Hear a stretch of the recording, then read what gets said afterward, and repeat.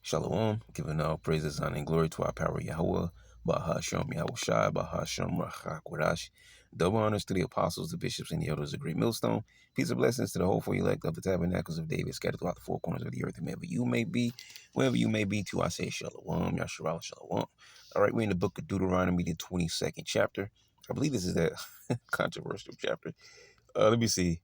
It might be the next chapter. I believe it's this chapter. Let's just read. Let's just get into it. Sundry laws, all right? Deuteronomy 22 and 1. KJV, it says, Thou shalt not see thy brother's ox or his sheep go astray, and hide thyself from them. Thou shalt in any case bring them again into thy brother. And that's important because this may be a neighbor of yours who y'all don't get along. But even though you don't get along and, some of his animals or his cattle or whatever are going astray, you're supposed to grab them, all right, and bring them back. And if thy brother be nigh, be close unto thee, or if thou know him not, then thou shalt bring it unto thine own house, and it shall be with thee until thy brother seek after it. So when he comes around looking for it, doesn't matter if he's a liked person of you or a dislike. Y'all dislike each other. Either way, you're supposed to grab the animals, bring him. When he comes around looking for it, all right, you give him to that individual. And it's beautiful because when you follow the law, and just let's say y'all do have quarrel, with one another, and that might be his lifeline. The cattle that he lost might have been his lifeline. Like, oh man, I'm in the ish now. Okay, and then he comes around looking, and you had it. All right, and knowing y'all don't get along, but then he's so ecstatic because you pretty much you saved his life by taking the cattle home like the law tells you to do, and y'all might actually squash a little beef there. Okay, now of course it's not saying that, but we're just what's the word the apostle would say, extrapolating here, okay? Because that could be a possible situation, and because you did right by the law, y'all might have squashed the beef. Like, man, you don't know. Like, if I'd have lost these animals and never found them again, my whole life, my business, and whatever I had going for myself would have been shot, man. And so throughout. So yeah. And if thy brother be not nigh unto thee, or if thou know him not, then thou shalt bring it unto thine own house, and it shall be with thee until thy brother seek after it, and thou shalt restore it to him again. Yeah, these are yours. All right? So it says, in like manner shalt thou do, and when you take them home, you treat them like your own animals. All right, you're not gonna, okay, these are whoever's, all right, and forget them animals. I'm gonna make sure mine are straight, but I'm gonna just hold them there until they come. No, man, you treat them like your own. Because the scriptures say, love thy neighbor as thyself. So I mean, that will be even. Of course, it doesn't say that, but I mean, in this case, even this possession here, all right, you're not just going to treat the animals bad. You ain't going to jack up the cow or something like that and send it back sick. That's just evil. Okay. Anyways, verse 3: In like manner shalt thou do with his ass, which the donkey, and so shalt thou do with his raiment, and with all and with all lost thing of thy brothers. You see, which he had lost. And thou hast found, shalt thou do likewise. Thou mayest not hide thyself. The only place that was actually set in effect is in school, which not always, but some people would take things. Oh, I saw somebody left a watch. They brought it to the not the principal. Well, it could be the principal's office, but what's the other like the student whatever, the student center or whatever, I forget what it's called, and they'll have a lost and found. So if you lost something, you can go there and ask, hey, has anybody brought here a such and such or whatever? Yeah, somebody brought this in yesterday. This is yours. Identify it for us, and because they might not show you because you might be lying, because people do that too. Yeah, I lost the watch, and it ain't theirs. But anyways, you get the point though. Lost and found. That's really basically what it goes, sort of what it goes into. All right. And you treat it as your own item until you can return it to that person that it belongs to. Thou shalt not see thy brother's ass or his ox fall down by the way, and hide thyself from them. Thou shalt surely help him to lift them up again. So you're going, I don't know, in your travels or something like that, and you see, he done had an accident happen, and you try to turn your head and act like you ain't seeing what's going on. No, man, that's wicked. All right, stop your your travels. Go and give him a helping hand and get back on your way. NLT says, if you see that your neighbor's donkey or ox has collapsed on the road, do not look the other way. Go and help your neighbor get it back on his feet. Yeah, and because those donkeys will have probably saddlebags because they're pretty strong creatures. So he probably had stuff traveling. He might have had some grain in it or whatever, and so, you get the point. You can kind of visualize a situation there. Verse 5, the woman shall not wear that which pertaineth unto, and this is going into something else. The woman shall not wear that which pertaineth unto a man, neither shall a man put on any woman's garment. For all that do so are abomination unto the Lord Yahweh thy power. And it goes to show you these churches, which part reason why they believe the laws are done away with, and it's all about the New Testament, because they love them some what's that dude named Tyler Perry? Okay, dude running around, half of his career, majority of movies he's done, he's been a woman.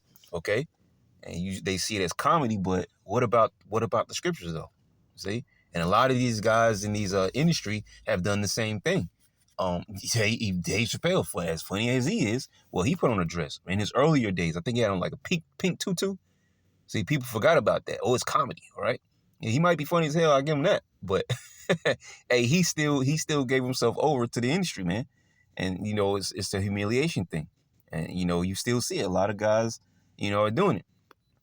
All right, and for a bag. But let's keep going. And that's vice versa, not just men. Men shouldn't wear what women wear. Women shouldn't wear what men wear. Oh, 50 Cent had women, not women, but men wearing those, I think that wife beater that 50 Cent was wearing, that's like a woman's wife beater. Anyways, if a bird's nest chance to be before thee in the way in any tree or on the ground, whether they be young ones or eggs, and the dam sitting upon the young or upon the eggs, thou shalt not take the dam with the young.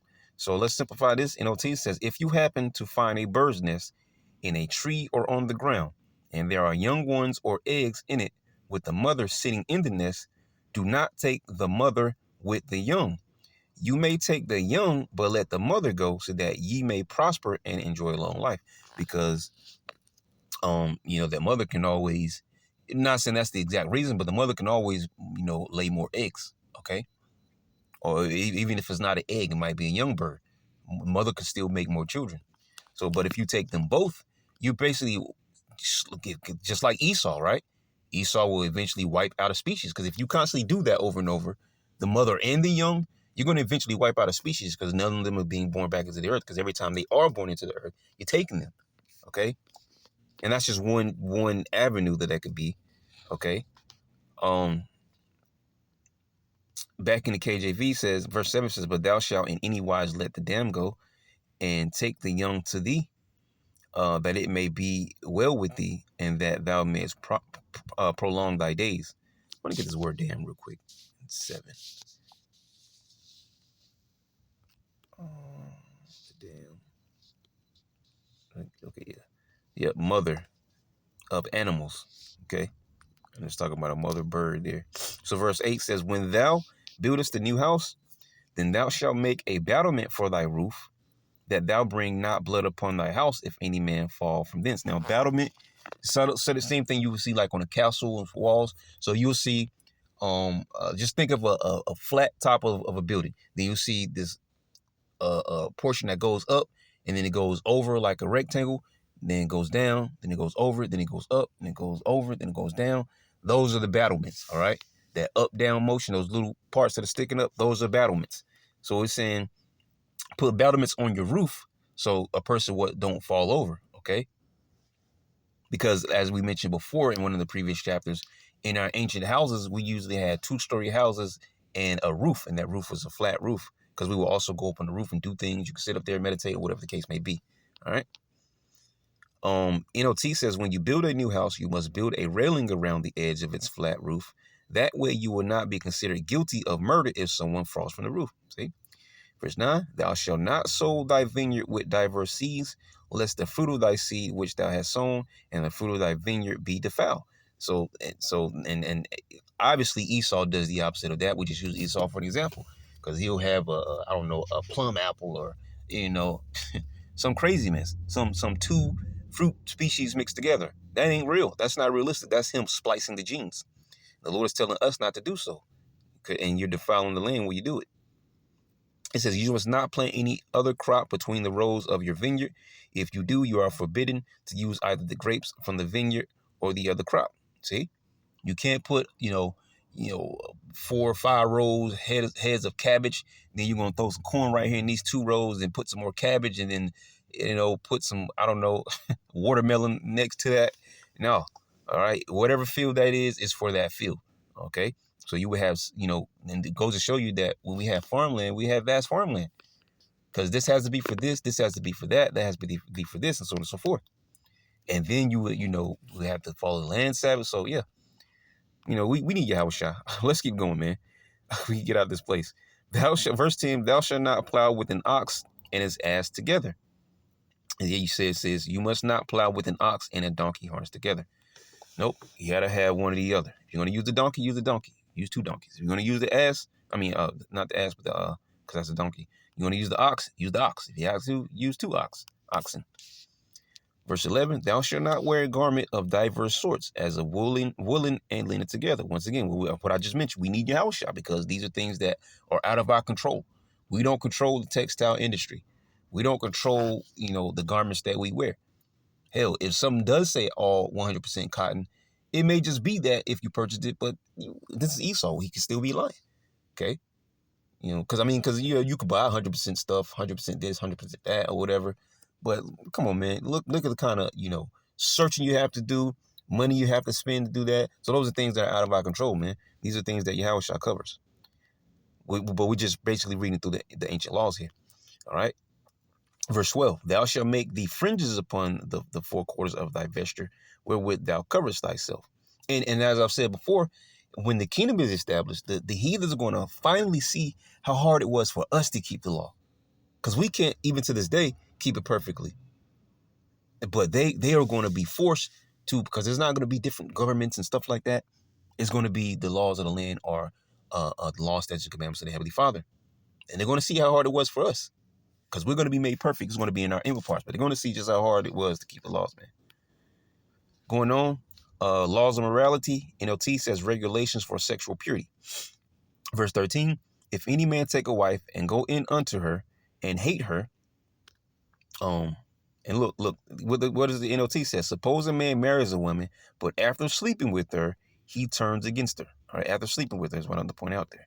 Verse 14, and give occasions of speech against her, and bring up an evil name upon her, and say, I took this woman, and when I came to her, I found her not a maid. So, and it'll be because I don't have to say it because it says in NLT, and publicly accuses her of shameful conduct, saying, when I married this woman, I discovered she was not a virgin. So that's shameful conduct. He's saying that she wasn't a virgin. NLT 15, then the woman's father and mother must bring the proof of her virginity to the elders as they hold court at the town gate. What is the proof of her virginity? In the KJV, it says the tokens of the damsel's virginity. It is because she's supposed to be a virgin, meaning she's never had sexual intercourse. So when she does, she's going to bleed on the sheep, the whatever it is that the parents, the father in particular, is going to lay down. And he's going to keep that. Notice I say he's going to keep that as proof that when this man took my daughter and she was given away to him, she was a virgin. So if he comes back and, lies or she wasn't to his liking, well, this is the proof that she was a virgin. And let's keep reading on so we can find out what happens here. Verse 16, her father must say to them, I gave my daughter to this man to be his wife, and now he has turned against her. He has accused her of shameful conduct, saying, I discovered that your daughter was not a virgin. But here is the proof. See, that's why it's important. And we're going to get all virgins in the kingdom, okay? And we'll probably still keep we don't know, we'll keep the tokens of the virginity. We know at this point we're going to be all righteous anyway, so we're not going to have any kind of confusion. But still, the things are going back to the ancient ways, so it's very possible that we may still keep tokens of virginity. But for now, let's get through the chapter. KJV says, and lo, actually I didn't finish the NLT. We'll read the KJV. And lo, he hath given occasions of speech against her, saying, I found not thy daughter a maid, and yet these are the tokens of my daughter's virginity, and they shall spread the cloth before the elders of the city. And the elders of that city shall take that man and chastise him. Going back to the NLT 17, he has accused her of shameful conduct, saying, I discovered that your daughter was not a virgin, but here is the proof of my daughter's virginity, the token, right? Then they must spread her bed sheet before the elders. And let me go back up here real quick. Where's the word token at? See if I can find it. Here it is, 15. Let's see if we can pull up token real quick. Okay, so it's nothing's there. It just says the tokens of. So there's nothing there. But you get it. The proof that's basically that she bled out for the first time being penetrated because she was a virgin. All right. Going down, verse 18, the elders must then take the man and punish him. 19, they must also fine him 100 pieces of silver. KJV says 100 shekels of silver, all right, which he must pay to the woman's father, all right, because it's the father's right of that child, that daughter, is his right to give her away or to not give her away, which of course the father's eventually going to get them out of the home. But if he doesn't find that man, that young man to his liking, he's not going to give him away. He's going to wait till he finds a suitable person, which usually will come along with knowing that this household, has a little, substance going for themselves, because he didn't want to just give his daughter away to some poor family. Not being funny or looking down on that, but come on, man. If you're going to give your daughter away, you wanted to know that she's going to be well taken care of by this young man who has a family who's doing just as well as you are, if not better. So it says, which he must pay to the woman's father because he publicly accused a virgin of Israel of shameful conduct. The woman will then remain the man's wife, and he may never divorce her. So all right, you're chastised. You got to pay the 100 pieces of silver, and then you can never put her away. We'll finish that KJV. And they shall immerse him in 100 shekels of silver and give them unto the father of the damsel, because he hath brought up an evil name upon a virgin of Israel. And she shall be his wife. He may not put her away all his days. All right. So verse 20. But suppose the man's accusations are true, and he can show that she was not a virgin. So here's the scenario where the man says, hey, she's not a virgin, and he was right. Verse 21, the woman must be taken to the door of her father's home, and there, because maybe it was her who was just, hot in the ASS, as the old school would say, right? The women from the old days, right? And she maybe snuck out and, she had intercourse with some other individual and then came back to her father's house. Her father's, waiting to do things the right way to give her away. And somehow, okay, she escaped these things and she was given away to this man. So she was actually right in saying that, hey, she's not a virgin because there's no token to be kept. The woman must be taken to the door of her father's home, and there the men of the town must stone her to death. Straightforward. Stone her to death. For she has committed a disgraceful crime in Israel by being promiscuous while living in her parents' home. In this way, and you can see this world today is all jacked up. In this way, you will purge this evil from among you. KJV. Then they shall bring out the damsels to the door of her father's house, and the men of her city shall stone her with the stones that she die.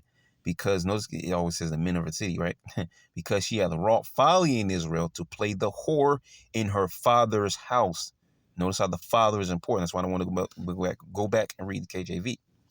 So shalt thou put evil from among her, just like the father would keep the token of her virginity. The father would give the daughter away. The father makes the final decision, okay? Because the man is the head of the household. 22, if a man be found lying with the woman married to an husband, then they shall both of them die, both the man that lay with the woman and the woman. So shalt thou put evil. There it is again. So shalt thou put away evil from Israel. NLT, if a man is discovered committing adultery, both he and the woman must die. In this way you will purge Israel of such. So if they get caught in the act, they both die.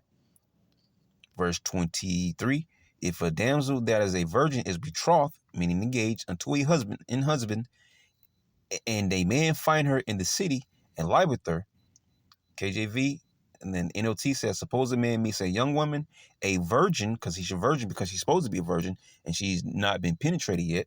She's not been made a wife, because the sexual intercourse is what really consummates the marriage. So a young woman, a virgin who is engaged to be married, and he has sexual intercourse with her, if this happens within a town, all right, listen closely. So it says, you must take both of them to the gates of that town and stone them to death. The woman is guilty because she did not scream for help. So she knows she's engaged. She's a virgin who's engaged to another man. Another man took her, and she didn't say anything. She didn't scream out. They're both guilty. He's guilty because he's just guilty. All right, I mean, straightforward. And she's guilty because she allowed him to do that. The man must die because he violated another man's wife. In this way, you will purge this evil from among you. Yep, see, KJV says because he humbled a neighbor's wife. 25. But if the man meets the engaged woman out in the country, and he rapes her, then only the man must die. KJV says, but if a man find a betrothed damsel in the field, and the man force her and lie with her, then the man only that lay with her shall die. All right, and we're going to explain why that is as we continue reading. But real quick, I want to see if I can find this word. I know I saw it. If I put up the right scripture, it was in here. Yep. Okay. Force. Wait. No, I didn't want that.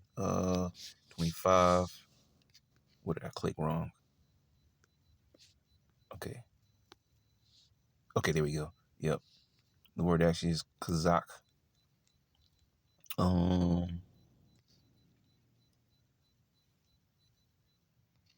Looking for something here. If I had the other blue letter, I might could find it. What I'm looking for.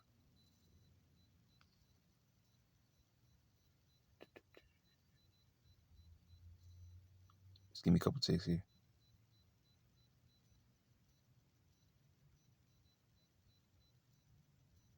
Yeah, I can't find what I'm looking for. Okay, look, to seize. All right, to seize. It says to seize. Okay. I'm used to using the other blue letter because there's two versions to it. I'm using the one that can split screen it. But it's okay. But yeah, it says to seize. There's one of those words. But let's go back because I can't really find exactly what I'm looking for in this version here. But anyways, so it says he forces her. All right. So-called grape. Okay. It says 26. But unto the damsel thou shalt do nothing. There is in the damsel no sin worthy of death. For as when a man riseth against his neighbor and slayeth him, even so is this matter. For he found her in the field, and the betrothed damsel cried, and there was none to save her. You see, she cried out, but because they were by themselves, there was no one to help her. Okay, so the man only is worthy of death, and she's been shamed. Okay, but she doesn't die because she was the innocent party. T says, do nothing to the young woman. She has committed no crime worthy of death. She is as innocent as a murder victim. Verse 27, for he found her in the field, and the betrothed damsel cried, and there was none to save her. Okay, then we just read that. NLT, since the man raped her out in the country, it must be assumed that she screamed, but there was no one to rescue her. Okay, 28, if a man find a damsel that is a virgin, which is not betrothed, okay, a damsel, a young woman that is a virgin, which is not engaged, and lay hold on her, and lie with her, and they be found, then the man that lay with her shall give unto the damsel's father 50 shekels of silver, and she shall be his wife, because he had humbled her, because he took her, right? He may not put her away all his days, because she was a virgin, and she wasn't, espoused to anyone. She wasn't given away to anyone. So, there's a certain way how you're supposed to carry things out. But if a man, he was, burning in his lust, and she was beautiful, and she wasn't promised to anybody, and he took her, this is the way that the situation is handled. A man should not take his father's wife, nor discover his father's skirt. All right, but let me go back and get 28 and 29 in the NLT real quick. Suppose a man has intercourse with a young woman who is a virgin, but is not engaged to be married. If they are discovered, he must pay her father 50 pieces of silver. Then he must marry the young woman because he violated her, and he may never divorce her as long as he lives. And you have emotional Israelite men who can't understand those two scriptures right here today. And no one is telling you to go do these things today, because we don't know where you're going, but you're going away from here, which we know where you're going. But I just always say, okay, we don't know where you're going, but you're going away from here. Because if you do that, okay, even Esau will find you for rape in the court of law if you get caught. Okay, we're talking about ancient customs. That's it. We're reading the scriptures. We're not applying this. We're somewhat applying this to real life, but I mean today in modern times, we're not. telling you to do these things in modern times. We are simply reading the scriptures according to the ancient customs. If you can't understand that, then I don't know what else to say. Okay, we're just simply telling you these are ancient customs, and this is how this was handled. Okay, this is how this was handled, because you will have scenarios where you have virgin women who are not engaged to other men, and some man is going to want her, and he may not go through the proper channels, which is through the father and so on and so forth, and proving himself, that I want your daughter and all those things. He may just take the the advantage of the situation. Well, I don't even want to say that because it makes it but he just may take the initiative, and this is the course of action that he took. And so what happens? He pays the father 50 shekels of silver, and he takes her as a wife, and he cannot put her away. That's it. Straightforward. Verse 30, a man must not marry his father's former wife, for this would violate his father, because it was still, in some way, she's still your mother, because your father may have, 3 wives, and only one of those women are your actual mother, but these other women are still seen as somewhat your stepmothers, because those are your father's wives. So even if he divorces one, obviously not your actual mother, if he divorces one of them, okay, or even if because those other two could be, like it says here, his former wife, because obviously it's not going to be your mother, so it could be your father has 2 or 3 wives. So if he divorces one of them, then you can't take her either, okay? And he's just going off. So yeah, Deuteronomy 22nd chapter, controversial chapter to most, but those who the Lord has put the understanding of, which the apostles broken these things down for years, they've given us a proper understanding, so those things were straightforward to be understood. So Deuteronomy 22nd chapter, Lord willing, you will edify. Till next time, Yasharala, going to say Shalom.